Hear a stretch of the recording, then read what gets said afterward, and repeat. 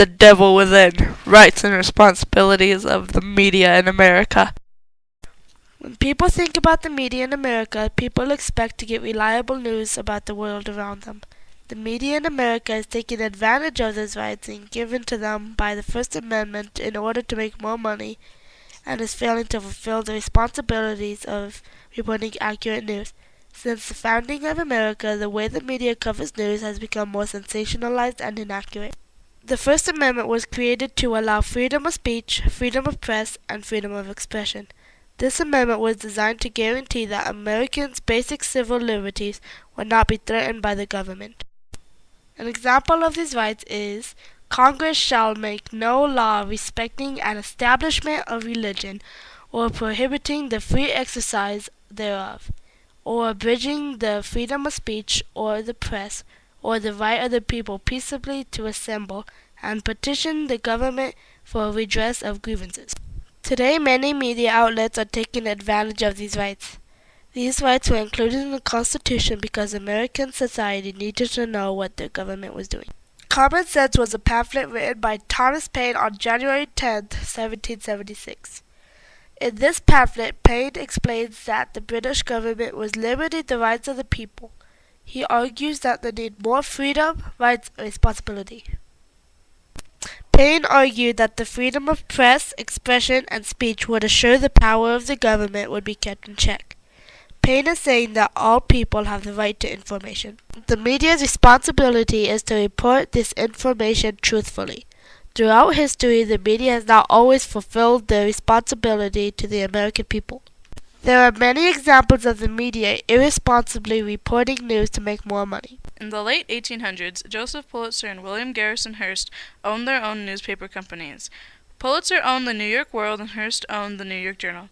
The two newspaper companies were constantly competing for sales. When the American ship Maine was destroyed off the coast of Cuba, both newspapers quickly tried to be the first ones to report the story. The New York Journal published a newspaper with the headline titled "Destruction of the Warship Maine was the Work of an Enemy" on February 15, 1898.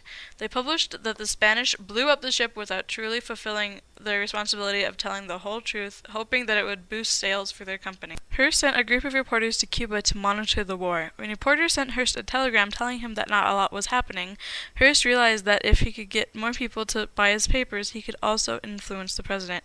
He thought that he could use the papers to gain power and money.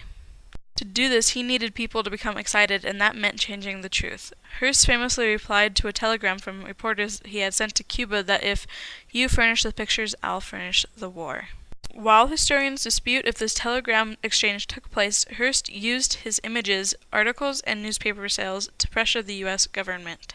His newspaper told stories about cruelty and brutality, changing Americans' thoughts about America's involvement in Cuba. He eventually helped cause the president to sign a bill that entered America into the war through his dramatized stories and the way it made people think through his irresponsible reporting. World War I ended and people were living in fear of communism. Later that year, on February 6th to February 10th, 60,000 people in Seattle went on strike, and the media increased people's fear with sensationalized headlines such as crimes against society, conspiracies against the government, and plots to establish communism. They did this because the newspaper companies wanted to make people buy their product. Long after the Seattle strike, the Boston police force went on strike on September 9th. Boston experienced looting, vandalism, and very little rioting. Newspapers over-exaggerated to sell more money and irresponsibly told stories about federal troops firing guns on a mob, massive riots, and reigns of terror. Raids, deportations, and arrests that the government made against alleged radicals and leftists were on the front page of newspapers. In May of 1920, 12 attorneys issued a report detailing the Justice Department's violations of civil liberties. People who were anti-communist realized that deporting alleged communists drained a major source of labor, and newspapers that had earlier been against Reds were now using Red hunters as their objects of ridicule to gain more profit. Nowadays, this lack of responsibility has gotten even worse, but not exactly for the reason of profit. When the Aurora Batman shooter James Holmes was taken into custody, media outlets were on the story immediately. First, the news decided to not fully check how many people were truly injured. They originally said that 12 people had died and that 56 were injured, but they had to change this information later on. It was changed so that it now told us the real number of victims. It was truly 12 people dead, 70 people injured. Another way the media screwed up was when they tried to report why Holmes actually shot those innocent people.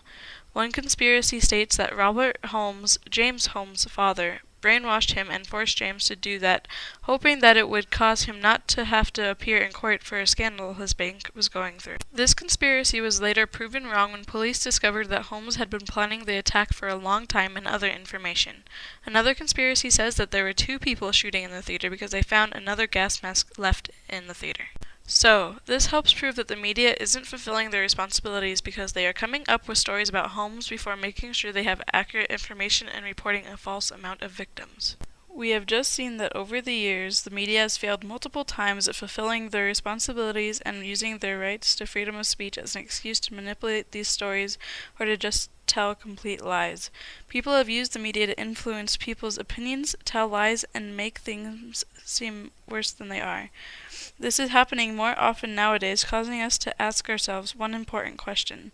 Can we really trust the media like news programs, newspapers, and online media sites for accurate information anymore?